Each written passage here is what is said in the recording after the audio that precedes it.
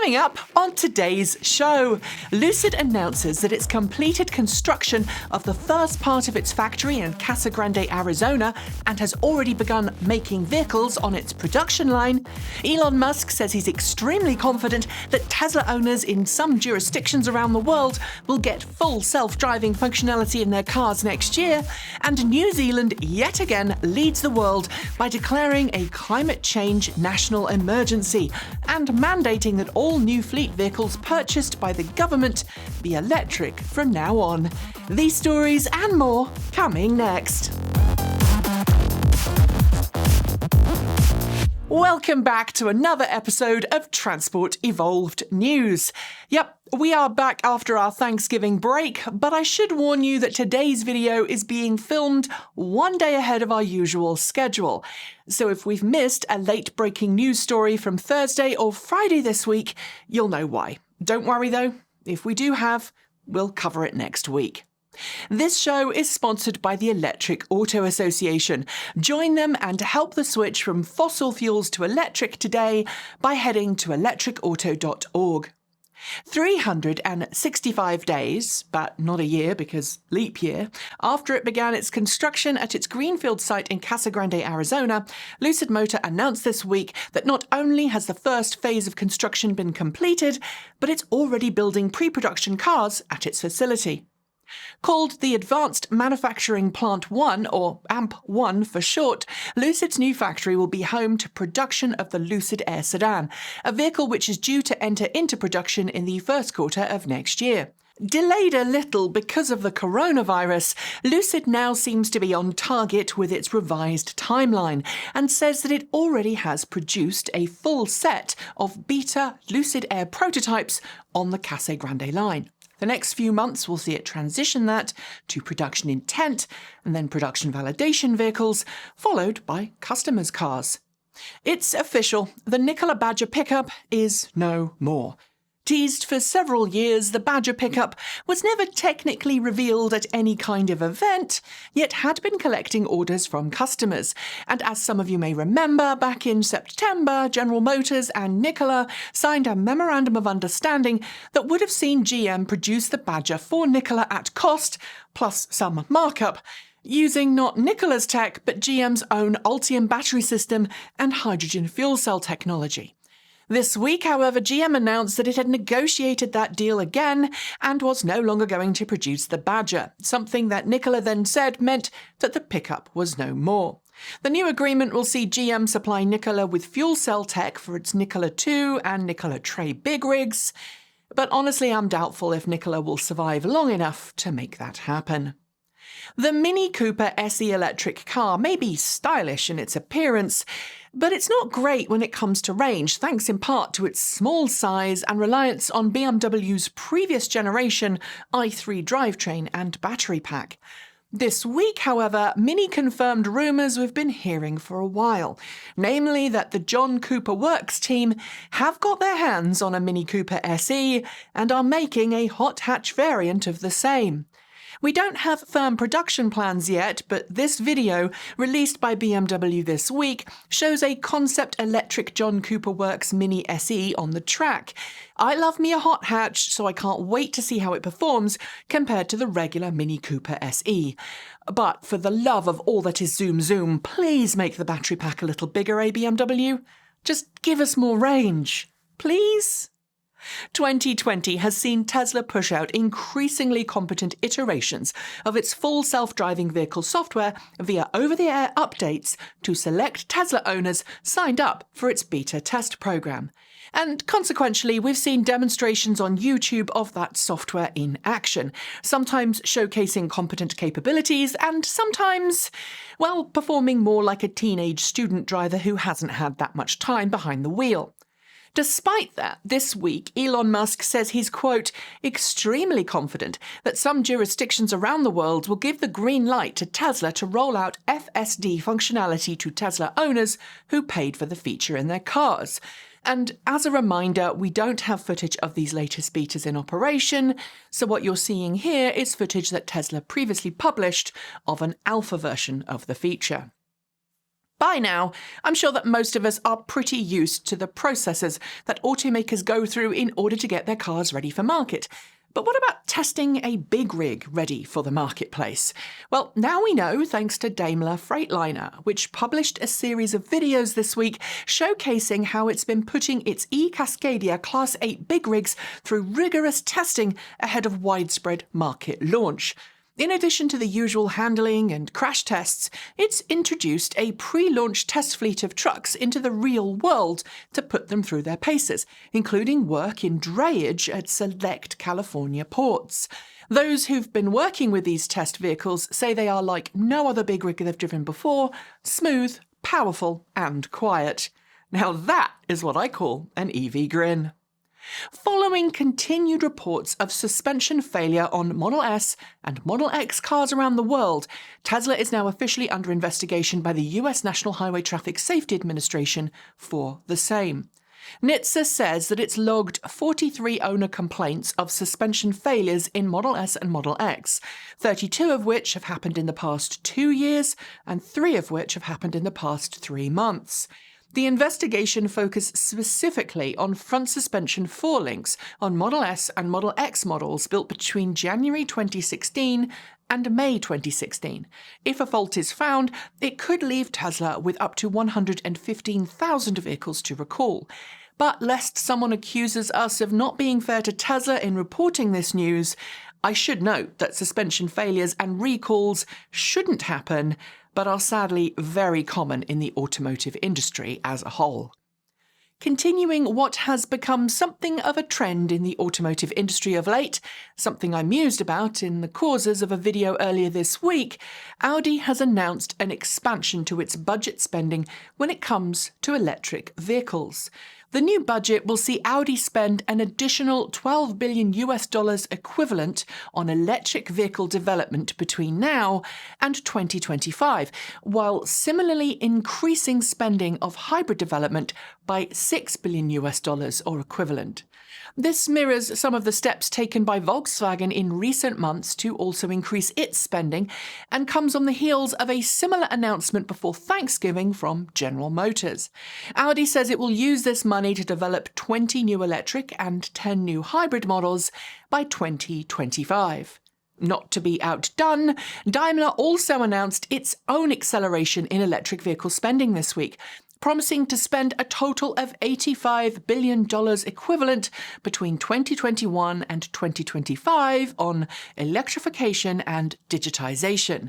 Regular viewers will know that the term electrification doesn't necessarily mean battery electric, and sadly, unlike Audi, which was pretty transparent about how much will go exclusively to battery electric vehicles, Daimler is a little more vague. But it did say in its announcement that the majority of the funds will go to battery electric vehicles, some of which will be spent on its truck division, which of course includes the already mentioned in this show, Daimler Freightliner.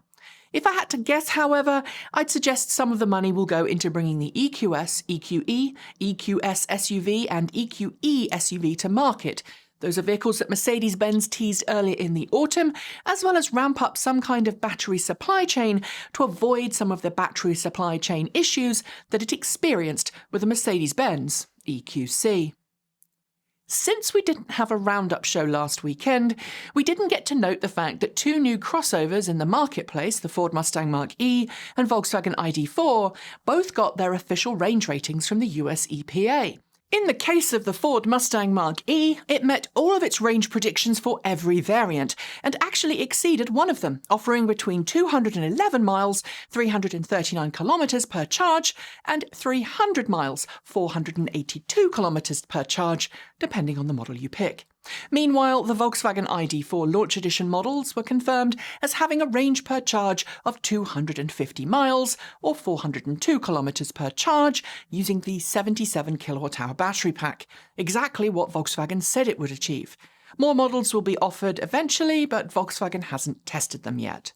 This year has shown us what true political leaders look like, and which political leaders are in the job for their own benefit and nobody else's. And when it comes to those who've really helped lead their nation through a crisis, Prime Minister Jacinda Ardern of New Zealand is right up at the top of the leaderboard. That's because not only did she guide her government through the COVID-19 pandemic, making New Zealand one of just a handful of countries to successfully tame the spread, but she's also just led her government to declare a climate change emergency, committing to the government being 100% carbon neutral by 2025. One of the first actions, mandating that all New Zealand governmental fleet purchases be zero emission from now on, which comes on top of already existing mandates on zero emission public transit. Now that is what you call leadership. And now it's time for short shorts. Fiat has announced this week that it will have 60% of all of its models electrified in Europe by the end of next year. This includes Fiat, Lancia and Abarth brands, and I should note does encompass development of hybrid as well as purely electric vehicles. A new US startup called Volcon has launched 2 new electric off-roaders that it says will launch next year, in addition to its 2-wheeled off-road Grunt, which is what you're seeing here. The company has big goals and wants to go onto the stock market within a year, but frankly, it's giving me Nikola vibes right now. Talking of Nikola, Hindenburg Research, the short seller which helped take down the company, has turned its attention to Kandi electric vehicles, claiming that the company is selling vehicles to itself in order to inflate its sales figures. The report is most certainly compelling, and there's no response from Kandi to counter those claims. Elon Musk is well known for his dislike of labour unions and has kept them at bay in the US. But at the Tesla Gigafactory in Berlin, Germany, well, things are different. You see, Germany has some pretty big pro-labour union laws, and Musk is gearing up to fight one of them, IG Metall, one of the biggest trade unions in the country. We'll keep you posted. Hyundai has introduced its brand new global electric vehicle platform through an online reveal event. Called the eGMP, it will be used for a number of different future models. Worthy of note, bidirectional charging capability and a choice of all-wheel or rear-wheel drive, plus different battery pack options. Daimler Freightliner, working with Portland General Electric, has announced the start of construction for Electric Island in North Portland, Oregon. It will be a dedicated high-power charging location for Class 8 electric big rigs. There will be 9 charging stations installed, capable of each transferring 1 megawatt of power per truck. In the latest leaked email to employees, Elon Musk has reminded staff at Tesla that profit is currently the firm's top priority. While Tesla has successfully maintained a profit all year, Musk is keen to point out that it's very easy for that profit to slip without due care and attention. While Hyundai's eGMP may have just been unveiled, a top executive at the firm hinted that in order to build full-size pickup trucks and SUVs, Hyundai may just use hydrogen fuel cell drivetrains instead, rather than go with a massive battery pack that many automakers are using instead. And of course, this all comes with its own challenges.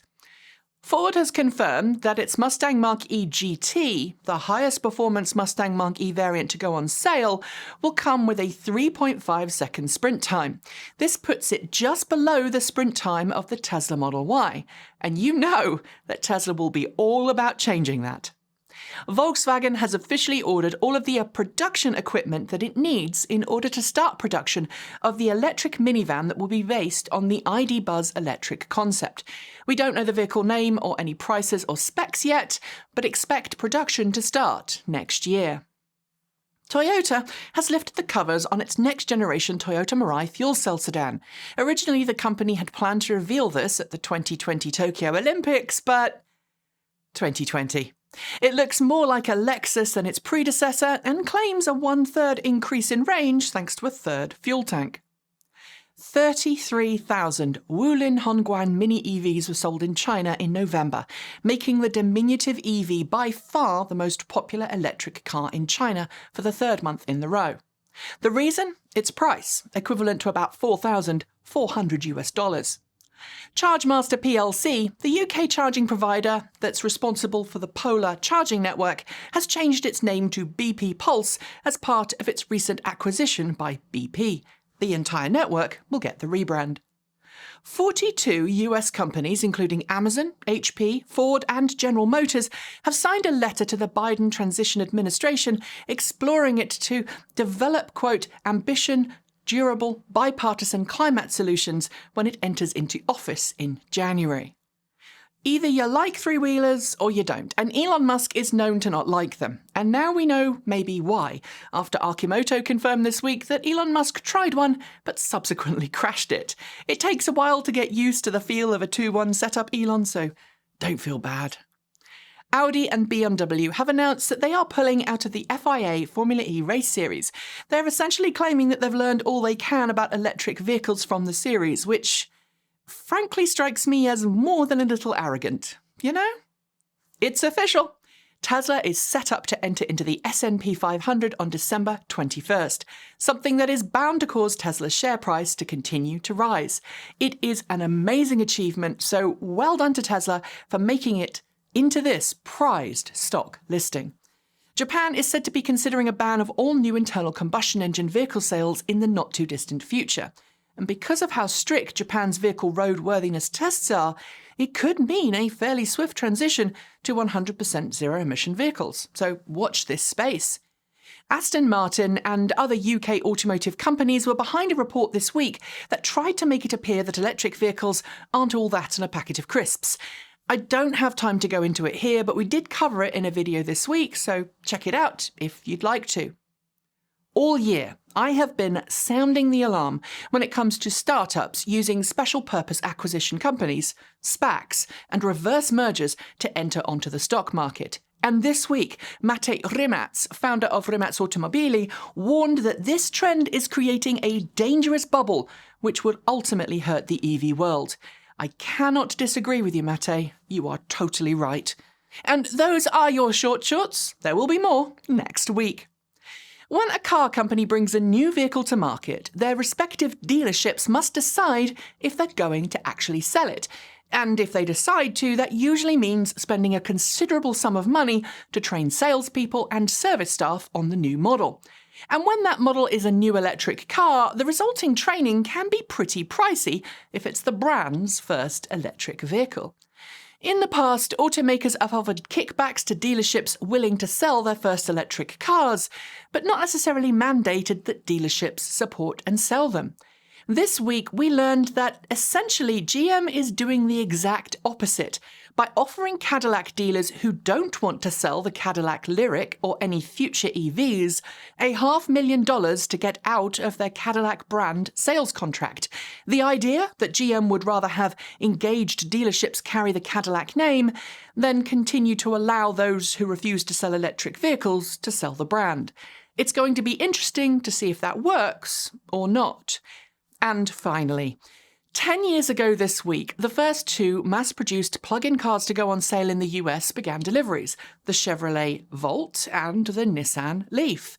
The Chevrolet Volt is sadly no more, ending its production run in 2018, but the Nissan LEAF is still around, having gone through several different battery pack and drivetrain iterations and 2 body designs. And so this week, Nissan has been celebrating the 10th birthday of its leading, environmentally friendly, affordable family car. That's what the backronym for LEAF is, in case you're interested. Of course, these days I would dispute that it's leading, but nevertheless, I'm glad to see the LEAF still on sale and still getting people plugging in. It still offers fantastic value for money, and many of you have enjoyed your Nissan LEAFs as your first EV. And I've owned 2 in my time, so happy birthday, Nissan LEAF. And on that note, we're done for the day. Before I go, I would like to thank the Electric Auto Association for sponsoring today's Roundup show. They've been advocating for electric vehicles since 1967, and they firmly believe that our future depends on us making the switch to clean, green electric cars today.